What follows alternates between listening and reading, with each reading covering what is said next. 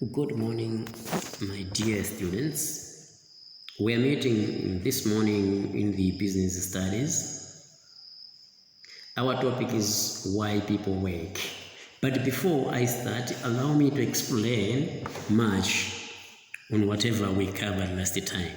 Last time we're covering that is about motivation.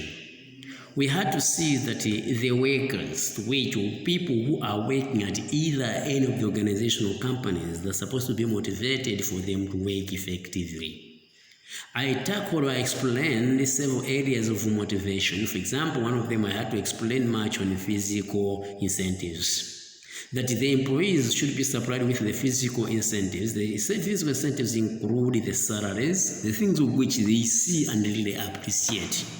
The salaries, at the same time allowances, the fringe benefits, anything which is being attached to the benefit of an employee, here must be provided. You should be providing them with the physical incentives so that they should be appreciating the role the organization plays towards them.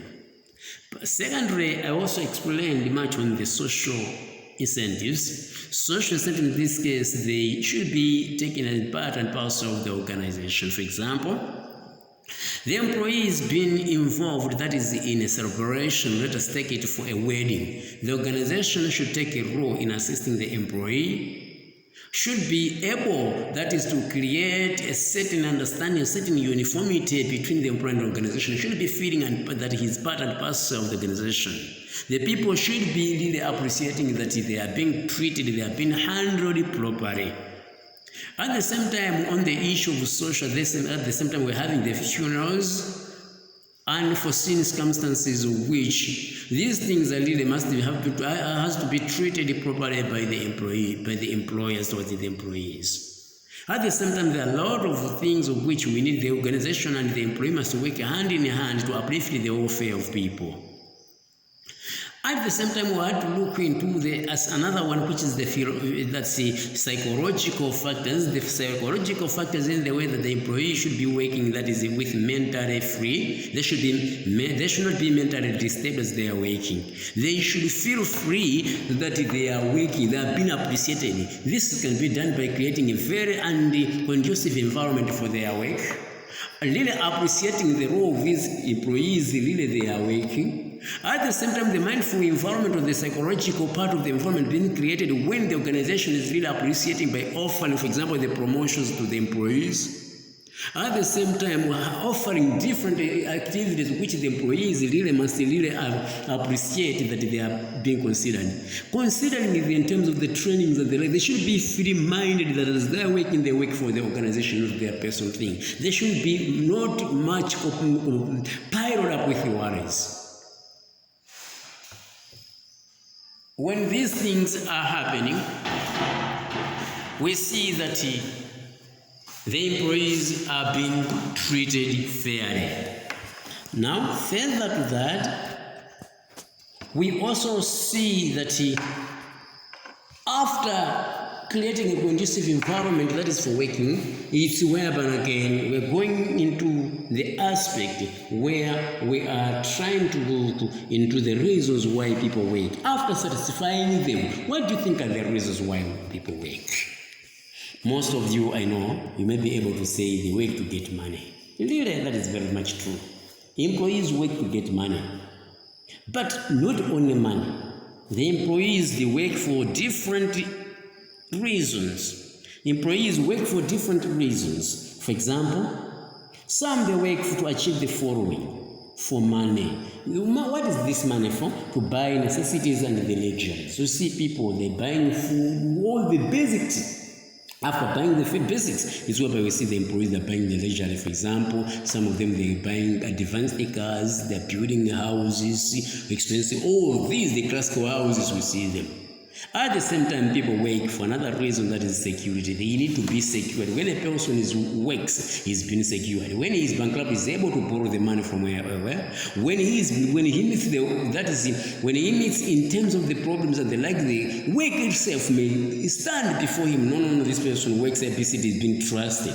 Why? The work itself is being secured. It is a security to the employee. At the same time, the employee, they work for social needs and feel to be part of the organization. For social needs, for example, building relationships at work, people, they create friendship with people, by the end of the day, they create marriage, all these things. Organization, people work for social needs as well, to fulfill their own social needs. The social needs, they play a very much role in the development of one's capacity. For example, I've already said that a person may develop the culture of understanding, may develop the culture of interaction, may develop the culture of unity, may develop the culture of acceptance.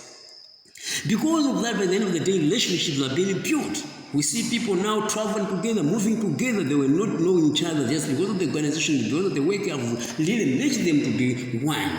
At the same time, the organization is there, that is to provide the social interaction. For example, we see funerals, people that have been comforted, in weddings, people have been comforted with their workmates, or they just because of the organization. Therefore, the organization means the social needs on the counterpart of their relationships.